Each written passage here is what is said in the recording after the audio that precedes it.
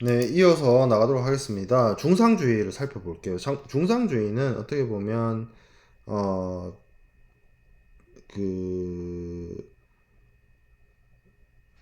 어떤 시장 중심적 경제 체제에 있어서 그 보호무역주의라고 볼 수 있는, 그러니까 철저하게 국가의 부를 증진하기 위한 목적에서 나오는 그러한 이론들이 이제 중상주의라고 볼 수가 있는데, 이거를 이제 경우에 그 상황에 따라서 조금 바라보는 입장이나 이런 것들이 조금 다른 것 같아요. 일단 중상주의 자체가 이 시기에 절대 왕정이 등장하고 이러던 시기에 국가 어떤 국민 국가로서 어떤 지방의 소형주에 의해서 나누어진 봉건 시스템이 아니라 국가를 통치하는 국가 지도자로서의 절대 왕권이 들어서면서 자국이 뭐 프랑스면 프랑스, 영국이면 영국 이 국가의 부를 증진하기 위한 그걸 통해서 뭐 국방력을 키운다거나 뭐 하기 위한 것이겠죠. 그래서 금이나 은으로 대표되는 것들을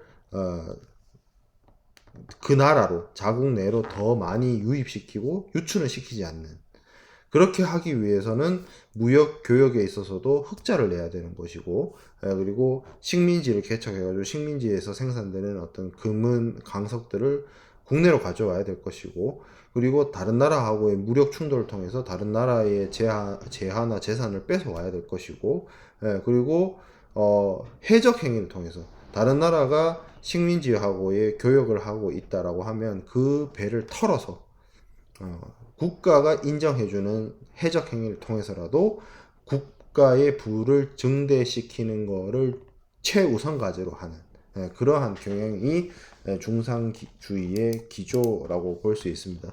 이 중상주의 정책을 바탕으로 그 국가가 경제 활동의 다양한 형태의 정책으로 여러 가지 형태로 개입을 하게 됩니다. 뭐 강산을 개발을 한다든지 무역을 독점하게 한다든지 식민지를 개척을 한다든지 산업이나 공업을 육성을 한다든지 다양한 형태로 나타나고, 그러니까 정부 주도의 경제 체제인 거죠.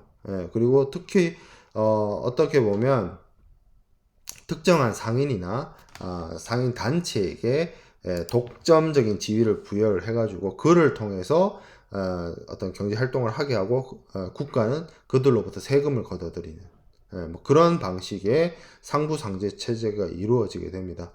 시기적으로 봤을 때 대항해 시대가 조금 지나고 나서부터 이 대항해 시대를 개막을 했던 포르투갈과 스페인이 그 식민지에서 벌어들이는 막대한 부와 어떤 어떤 재산을 바탕으로 국익을 바탕으로 이루어졌고, 그 이후에는 이제 강대국들이라고 볼 수 있는 뭐 네덜란드, 영국, 프랑스 이런 국가들이 해외 진출을 하면서 중상주의 기조를 띠고 국가의 부를 증진시키는 것을 목적으로 활동을 하게 됩니다. 여기서 우리가 뭐 다 살펴볼 수는 없고 네덜란드하고 영국을 조금 살펴보고자 합니다. 네덜란드 경우에는 생각보다 이 나라가 네덜란드라는 형태로 독립을 하게 된 것은 그렇게 오래되지 않았어요. 이 네덜란드란 지역이 제가 뭐 저번에도 말씀을 드렸던 것처럼 저지대에 있기 때문에 바다보다 수면이 낮은 지역에 위치하고 있기 때문에 풍차를 이용을 해서 개간을 해야 되는 곳이고, 이 개간지라는 곳이 아무래도 상대적으로 농사를 짓기가 좋은 곳이기 때문에 곡물 재배의 생산성이나 이런 부분이 굉장히 좋았죠. 근데 상대적으로 이 농업에 비해서 공업이나 이런 부분은 약했고, 대신 아무래도 바다에 근접해 있고 바다를 정복을 해서 바다를 개간할 수밖에 없는 숙명을 갖고 태어난 것처럼 이 바다를 잘 활용할 수 있는 해상 운송 능력은 충분히 갖추고 있게 됩니다. 근데 이 네덜란드가 네덜란드라는 독립된 나라가 아니라 원래 스페인의 식민지였어요. 스페인 합스부르크 왕가의 식민지였는데 이게 이제 종교적인 문제가 대립되게 됩니다. 이 네덜란드 지역이 뭐 신교 라고 볼 수 있는 개신교가 많은 다수 지역이었는데, 합스부르크는 오스트리아와 스페인을 근거지로 하는 왕실이었단 말이죠. 그렇기 때문에 카톨릭, 구교를 이 지역에서 이제 믿으라고 종교적으로 탄압을 하기 시작합니다. 그래서 1579년에 네덜란드 17개 주 중에서 북부에 위치한 7개 주가 저항을 목표로, 독립을 목표로 동맹을 형성을 하고 70년에 걸쳐서 독립전쟁을 치릅니다. 그리고 결국에는 1648년에 네덜란드 공화국으로 독립을 인정받게 됩니다. 그래서 네덜란드의 지금 초기 7개 주에 대해서 이야기를 하고 있고, 이 사진은 사실은 우리가 역사적 사건으로 알고 있는 무적 함대, 스페인의 무적 함대가 박살이 나는데, 영국군에 의해서 그것도 사실은 스페인 독립전쟁의 어떤 한 과정 속에 속합니다. 그러니까 이 당시에는 스페인이 식민지에서 벌어들이는 막대한 부로 유럽의 초강대국 역할을 하고 있었고, 영국은 어떻게 보면 떠오르는 태양과 같은 존재였죠. 아주 변방의 섬나라로서 이제 그 국가의 어떤 발전을 하는 단계였는데, 이 영국이 그래서 스페인으로부터 독립을 하려고 하는 네덜란드를 지원하게 되는데, 그것을 공격하기 위해서 동원한 게 소위 말하는 아르마다, 인빈시블 아르마다였죠. 결국에는 이제 무적 함대가 패퇴를 하죠. 무적 함대가 이때는 뭐 아무리 아르마다가 뭐 100척이 넘는 함선으로 이루어진 대함대라 할지라도 바람과 조류를 잘못 만나면 박살을 날 수밖에 없는 범선 시대였습니다. 그래서 이 아르마다가 거의 뭐 개멸적인 패배를 하게 되고, 결국에는 70여 년에 가까운 전쟁 끝에, 이건 이제 지브롤터 해전의 모습인데, 이 네덜란드에 대한 어떤 지배권을 스페인이 포기를 함으로 인해서 네덜란드가 독립을 하게 됩니다. 네덜란드는 기본적으로 네덜란드의 어떤 이 영토가 그렇게 큰 나라도 아니고 하기 때문에 이 북해 무역, 그리고 남유럽이나 발트해의 어떤 어업 이런 것들 중심으로 주요 산업으로 삼았던 국가인데, 이 해상 무역에 대한 영향력을 독립과 함께 점점 확장하게 됩니다. 그 과정 속에서 나타나는 것이 네덜란드의 동인도 회사라고 볼 수가 있습니다. 네덜란드가 세계 무역을 주도하고 하는 데 있어서는 새로운 기업 조직 형태인, 일종의 주식회사 형태인 동인도 회사의 역할이 굉장히 중요를 했는데, 이 동인도 회사는 장거리 항해를 통해서 아시아 여러 지역으로부터 많은 무역 물품을 통해서 아시아 물품을 유럽으로 가지고 오는 그러한 역할을 수행을 했고요.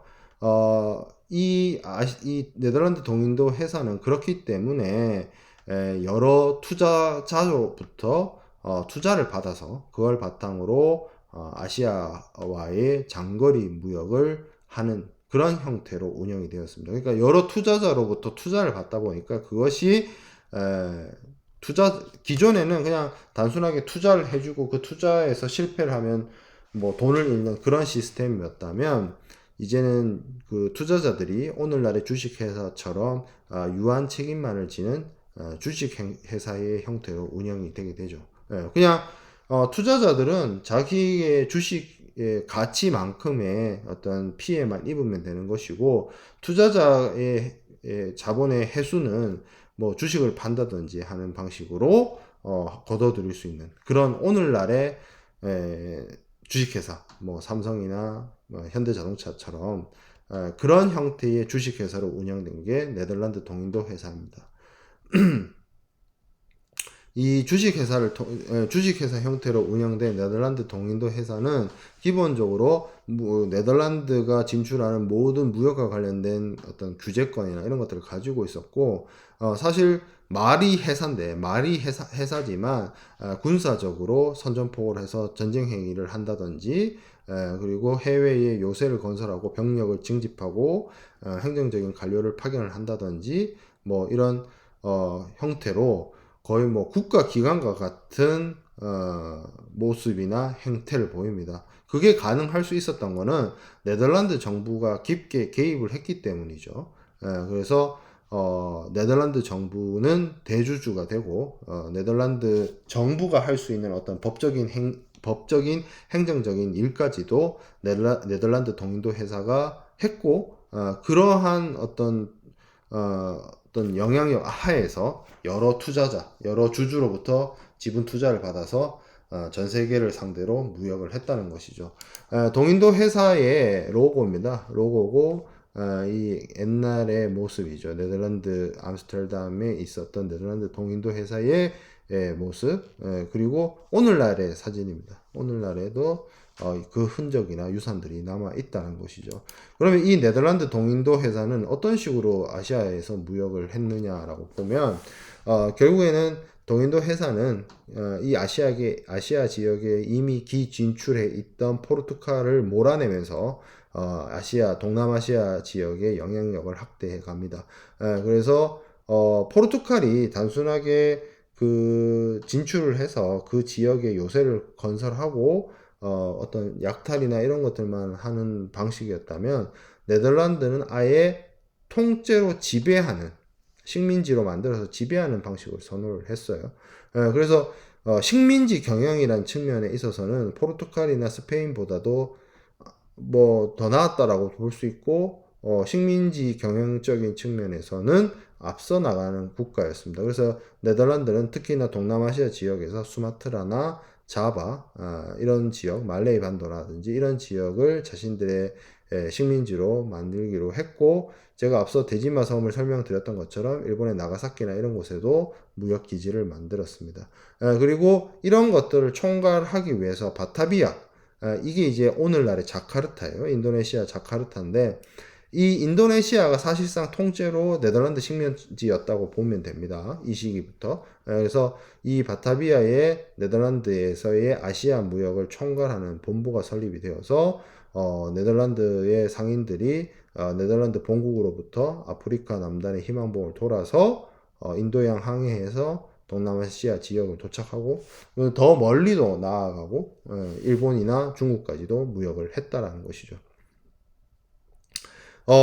그래서 이 동남아시아, 이 오늘날의 인도네시아 지역을 네덜란드가 자신들의 식민지로 삼게 됨으로 인해서, 엄청난 막대한 부를 가지게 됩니다. 보통 우리가 향신료라고 하면 후추를 많이 생각을 하고 정향이나 육두 같은 것들을 얘기를 하는데, 이 후추는 주로 이제 인도에서 나오다 보니까 후추를 유럽으로 가져오는, 처음에는 후추가 초창기 때는 뭐 한 주먹 있으면 집을 한 채 살 수 있을 정도의 엄청난 부를 가지고 있었지만, 뭐 포르투갈, 스페인 여러 상인들이 항로 개척을 해가지고 인도에서부터 후추를 유럽으로 공급하기 시작하게 되면서 그 희소성이 떨어지게 되면 아무래도 가격이 하락하게 되죠.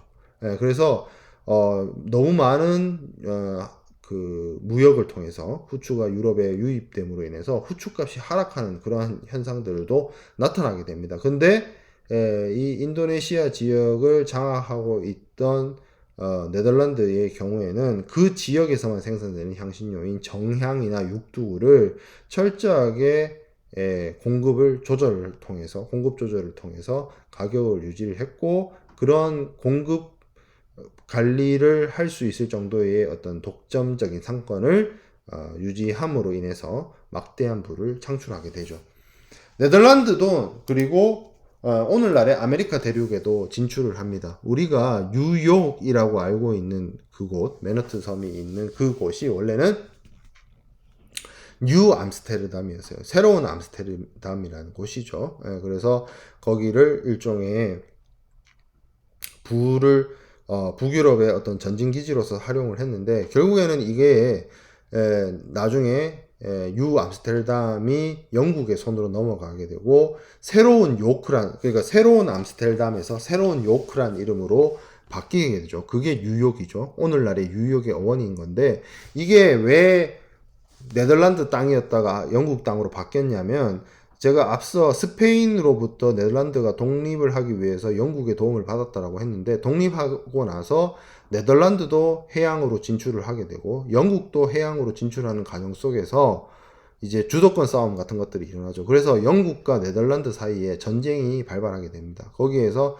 사실 뭐 영국이 이겼다라고 뭐 전략적으로는 이겼다라고 볼 수 있는데 전술적으로는 네덜란드도 자신들의 어떤 파워를 보여주긴 합니다만 그래도 전략적으로 영국이 승리를 했기 때문에 이 전쟁 이후의 협상 과정에서 네덜란드는 오늘날의 그 남미 지역의 기아나 지역을 획득하고 이 암스테르담, 뉴 암스테르담 지역은 영국으로 넘겨주게 되고 그 뉴 암스테르담이 이름이 바뀌어서 뉴욕이 되고 그리고 그 뉴욕 일대에 뒤에서 얘기하겠지만 영국의 13개 식민지가 위치하게 되고 그 13개 식민지들이 독립전쟁을 거쳐서 오늘날의 미국으로 이어지게 된 역사를 가지고 있습니다. 제가 그냥 두 번째 동그라미에는 올드 암스테르담이라고 했는데 이거는 그냥 네덜란드에 있는 그 암스테르담이에요. 같은 강의 자료 한 페이지 안에 유 암스테르담도 있고 그냥 암스테르담도 있어서 구분하기 위해서 그냥 제가 올드란 표현을 붙였습니다. 네덜란드 동인도 회사가 엄청난 전 세계를 상대로 무역을 하다 보니 본국의 암스테르담은 네덜란드 무역의 중심지로서 역할을 수행을 하게 됩니다. 그래서 1609년에 암스테르담 은행이 설립이 되어서 이 은행에서 여러 가지 주화라든지 한화음들을 취급하게 되고 사실상 어떻게 보면 이 네덜란드의 암스테르담 은행이 발행하는 어떤 은행권을 통해서 다양하고 편리한 결제 서비스를 가능하도록 하게 했다는 점입니다. 그리고 동인도 회사가 주식회사 형태라고 이야기를 드렸죠. 그래서 동인도 회사의 지분을 그러니까 동인도 회사에 직접적으로 투자한다기보다는 동인도 회사의 지분을 구매하는 것으로서 동인도 회사의 주주가 될 수 있었기 때문에 이 네덜란드의 증권시장에서 동인도 회사의 뭐 주식 아니면 잉글랜드의 주식 회사나 뭐 여러 가지 형태의 외국 회사 주식을 거래하는 모습도 나타나게 됩니다.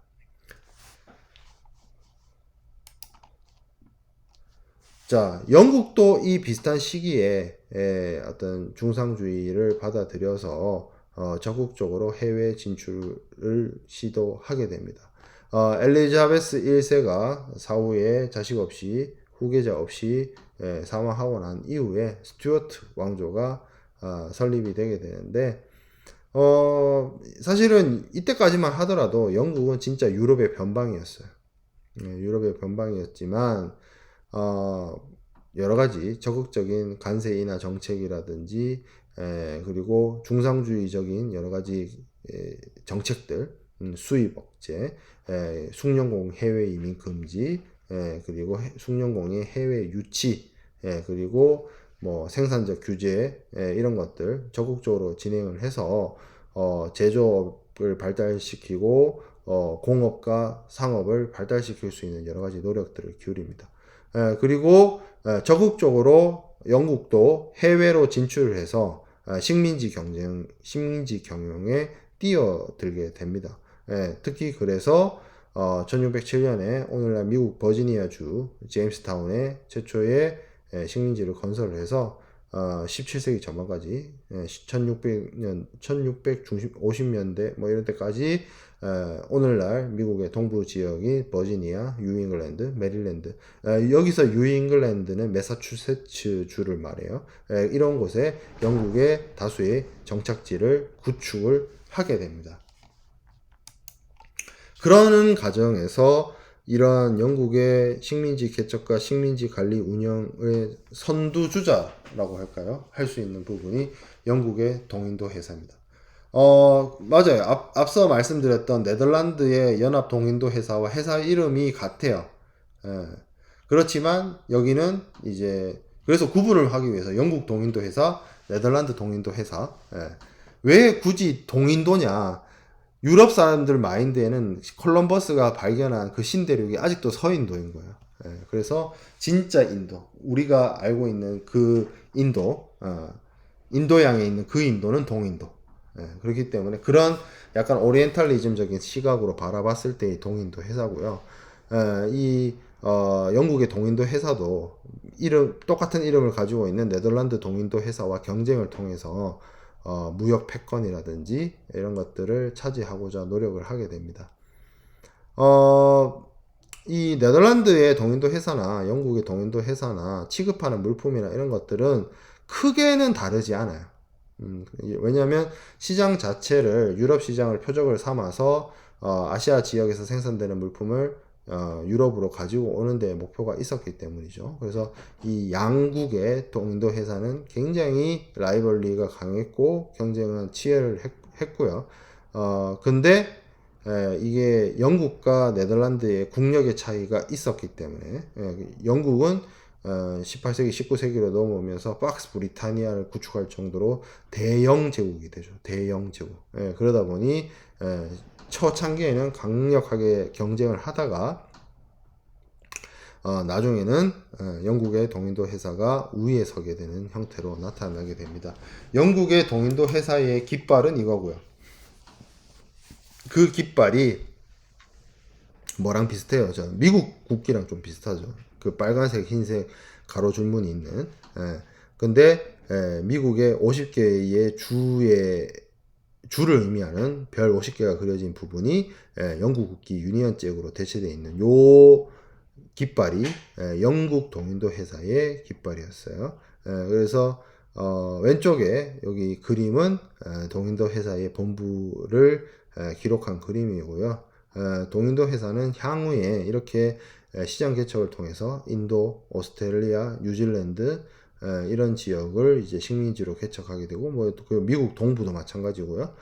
그리고 다음 시간에 다룰 수 있을지 모르겠는데 그 수에즈 운하 같은 것들을 개척해서 기존의 포르투갈 상인들이나 네덜란드 상인들이 아프리카 대륙을 돌아서 희망봉을 돌아서 인도와 동남아시아로 진행을 했다라고 한다면 영국 동인도 회사는 수에즈 운하를 통해서 바로 아시아 지역과 연결되는 그러한 모습으로 발전하게 됩니다.